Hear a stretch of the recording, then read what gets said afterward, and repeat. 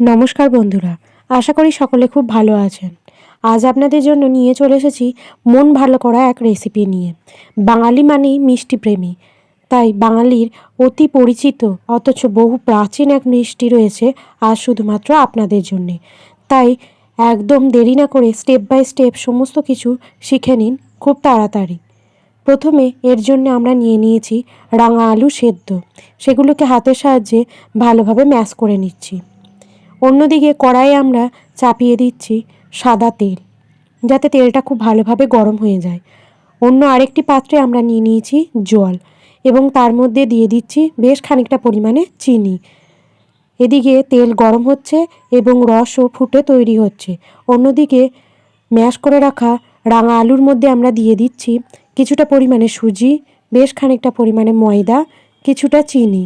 তারপর আমরা অ্যাড করছি খানিকটা পরিমাণে গুঁড়ো দুধ, বড় এলাচ, সাদা তেল। খুব ভালোভাবে এরপর সমস্ত উপকরণগুলোকে মিশিয়ে নেব।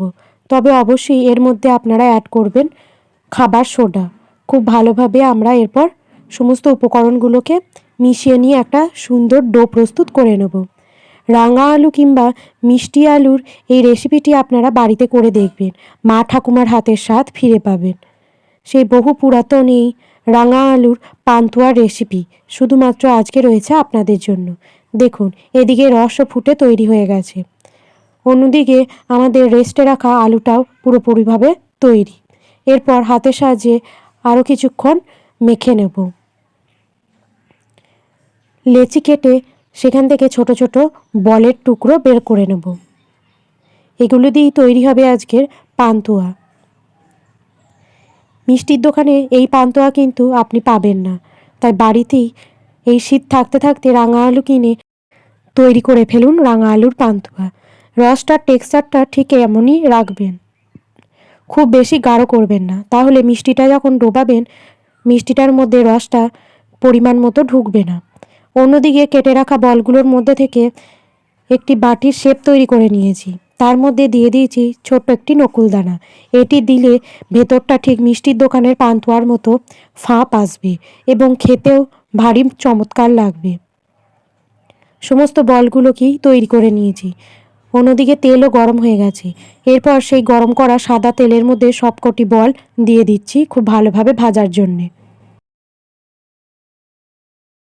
খুন্তির সাহায্যে নেড়েচেড়ে বেশ হালকা হাতে তৈরি করে নিয়েছি লাল লাল এই পান্তুয়াগুলি।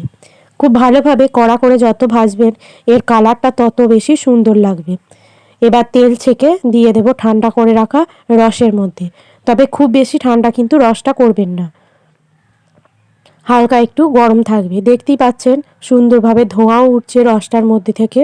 ঠিক এইভাবেই আপনারা বেশ কিছুক্ষণ ধরে এবার ভিজতে দেবেন। অন্য একটি পাত্রে এরপর এই পান্তুয়াগুলো রস থেকে ছেঁকে নেবেন। রসটাকে খুব ভালোভাবে এরপর জাল দিয়ে নেবেন, ভালোভাবে যাতে মোটা হয়ে যায় এবং খেতে আরও বেশি ভালো লাগে। রসটা এবার তুলে রাখা পান্তুয়ার মধ্যে দিয়ে দিন আর গরম গরম পরিবেশন করুন। কেমন লাগলো অবশ্যই কমেন্ট করে জানাবেন, ভালো লাগলে অবশ্যই সাবস্ক্রাইব করবেন।